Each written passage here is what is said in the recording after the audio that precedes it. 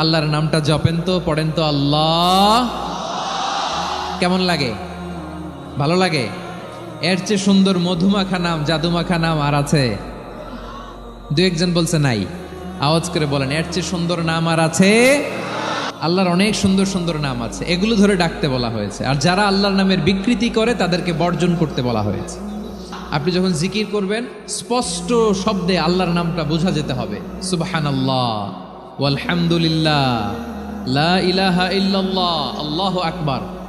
একসাথে মিলিয়ে করেন অথবা আলাদা আলাদা করেন, অথবা শুধু আল্লাহ আল্লাহ এই নামের জিকিরও যদি করেন, স্পষ্ট বোঝা যাইতে হবে। আল্লাহর নামের বিকৃতি করা যাবে, কিন্তু আল্লাহর নামের বিকৃতি করে জিকির এদেশে আছে না নাই?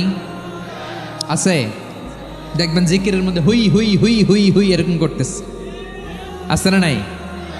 সবাই মিলে লাফাচ্ছে, দফাচ্ছে, মাথা ঝুলাচ্ছে, আর কি কি যেন বলে, ওইটার মধ্যে আমি আল্লাহর নাম খুঁজে পাই না, এরকম আছে না নাই? হ্যাঁ, হই হই করে কিম্ভূত কিমাকার অদ্ভুত আওয়াজ করে তারা জিকির করে, সেখানে আল্লাহর নাম নাই। এই জিকির আল্লাহর কাছে গ্রহণযোগ্য হবে?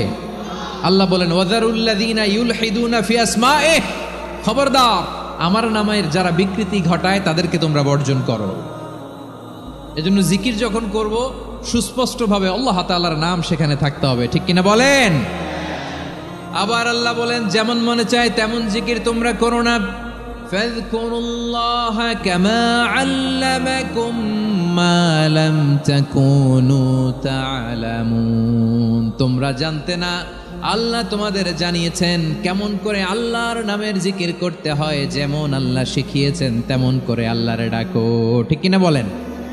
আল্লাহ তাআলা যেমন শিখিয়েছেন তেমন ভাবে আল্লাহ তাআলাকে ডাকতে হবে, ঠিক ওই পদ্ধতিতে আল্লাহ তাআলার নাম যুক্ত হবে।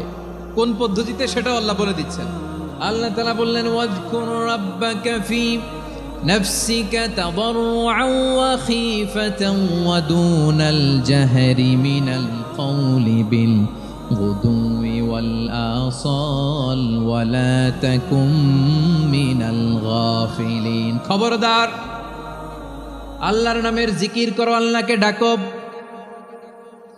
ফি নাফসিকা মনে মনে, তাদাররুআন সবিনয়ে, খীফাতান ভীত বিহবল চিত্তে, দুনাল জাহারি মিনাল কওল অনুচ্চ স্বরে অনুচ্চ আওয়াজে। এভাবে আল্লাহর ডাকলে সেই ডাকা কবুল করে নেবে কে? বিশ্বনবী ইসলাম এবং বিশ্বনবীর সাহাবারা ঠিক এই পদ্ধতিতে আল্লাহ তাআলাকে ডাকতেন।